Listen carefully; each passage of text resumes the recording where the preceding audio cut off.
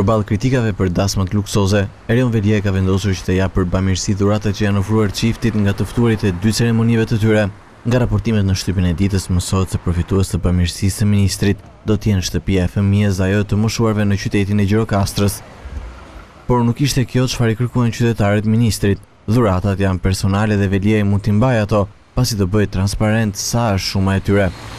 Opinioni publik nuk e pa me sy të mirë luksin të cilin ministri të varfrave i tha po bashkëshortes së tij Ajola Xoza dhe pas 2 ceremonive martesore u shtuan kërkesat në adresë të tij që të bënte transparente shpenzimet për Trakufest, i cili parapriu dasmës në Gjirokastër.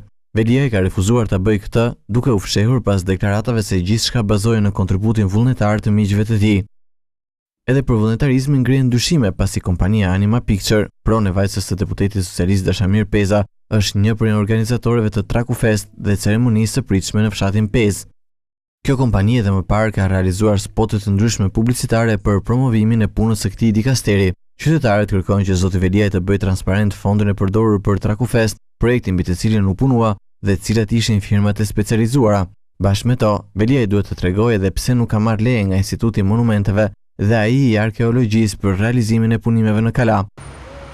Ministria e tij ka marrë përsipër organizimin edhe të festës në përkujtim të konferencës së Pezës në shtëpinë e babait të Amantja Pezës, pronare së Anima Picture.